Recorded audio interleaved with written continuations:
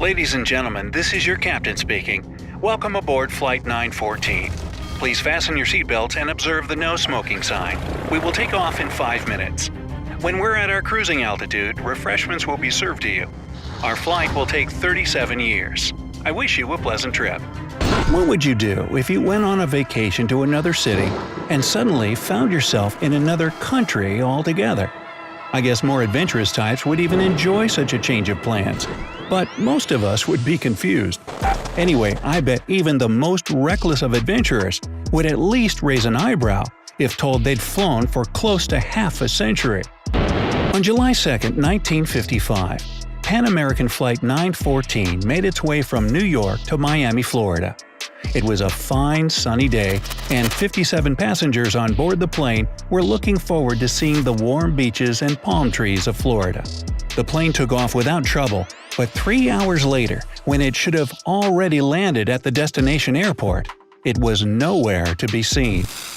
Radars of the control tower in Miami didn't show any approaching aircraft, and no distress signals were received either. When air traffic control contacted the New York tower, they got a perplexing reply. Flight 914 just disappeared from the radars in mid-air. Everything indicated that the plane was lost. Apart from having vanished from the radars, air traffic control couldn't get through to the pilots with the radio. The DC-4 simply vanished into thin air, leaving no trace of itself or any of the people on board. Investigation was started right away. The flight route took the plane over a part of the Atlantic Ocean, and it seemed that the only explanation of its vanishing was that it crashed somewhere along the way.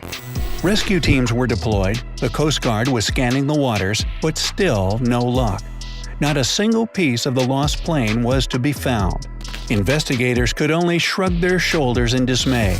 61 people, passengers plus the crew, just blinked out of existence, along with a huge flying machine.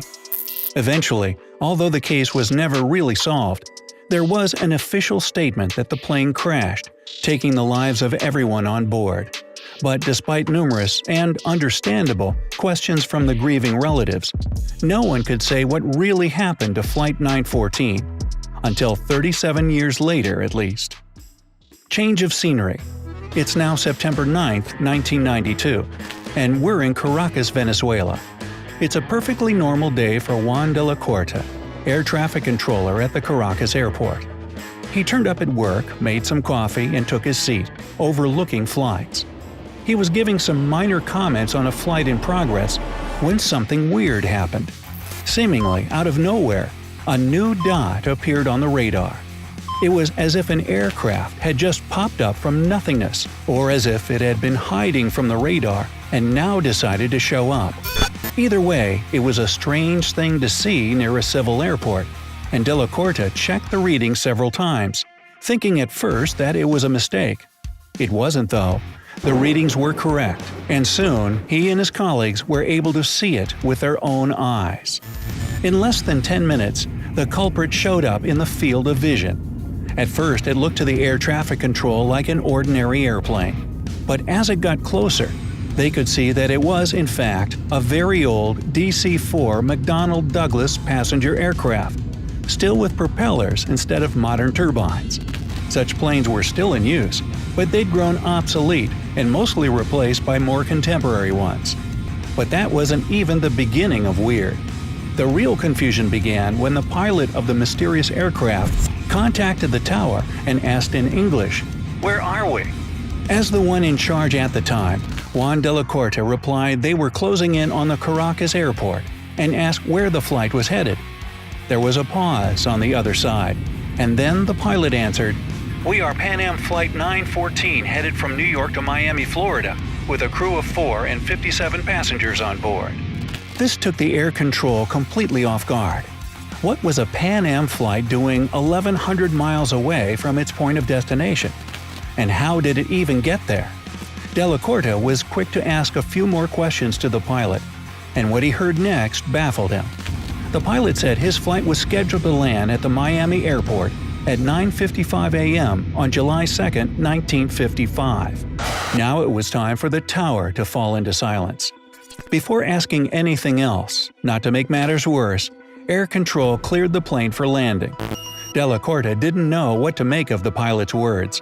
Perhaps he thought he went insane, but that was irrelevant since there were people on board the mystery airplane. He had to make sure they landed safely, and decided he would ask questions when they did. Ground units were immediately called to assist the plane and the passengers, and it landed without trouble. Having relaxed a little bit, Juan finally decided to ask something that bothered him. "Did you know today is May 21, 1992? Another pause that ensued told him it was a huge mistake to say that. As the ground crew approached the airplane, the pilot's bewildered voice on the radio said, "What are you talking about?"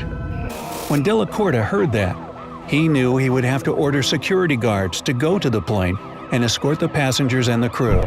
However, as they were moving towards the aircraft, the pilot did something nobody expected. Juan heard the flight captain's panicking voice saying, "No, stay away! We're leaving now!" And indeed, he started the engines again and, without waiting for takeoff clearance, taxied the plane to the runway. Juan tried to stop him over the radio, telling him he was creating a dangerous situation, but the pilot didn't respond. He simply drove to the runway, accelerated, and took off. For some time, the plane could be seen in the air. Soon, it only appeared as a dot on the radar, and then it vanished again. No words could describe the shock Juan Della Corta and his colleagues at the air control tower were in.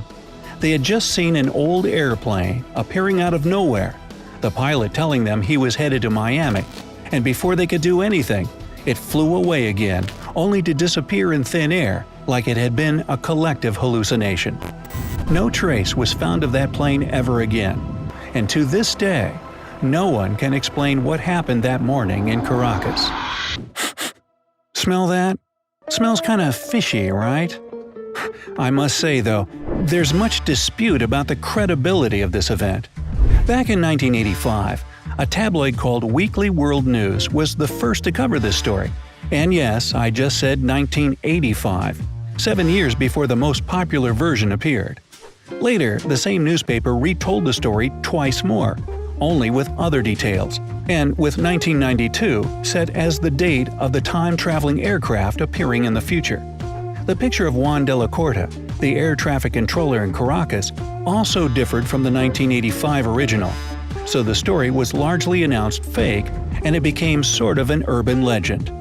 However, the legend still lives, and many sources retell it in their own way.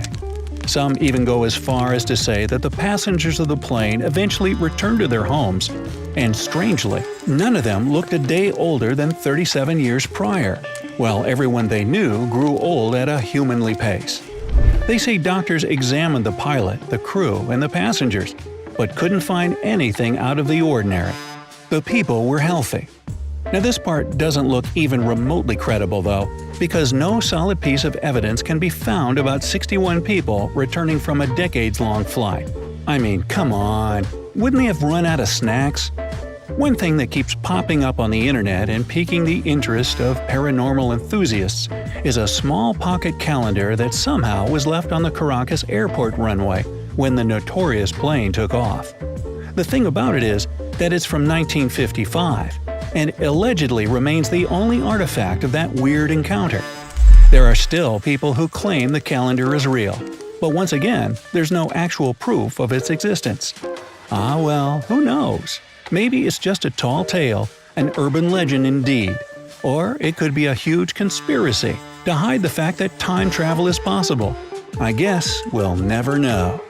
Wink wink. And what do you think? Was Flight 914 really lost in time for 37 years? Or is it all just a hoax? Let me know down in the comments. If you learned something new today, then give this video a like and share it with a friend. But hey, don't fly away just yet. We have over 2,000 cool videos for you to check out. All you have to do is pick the left or right video, click on it, and enjoy. Stay on the bright side of life.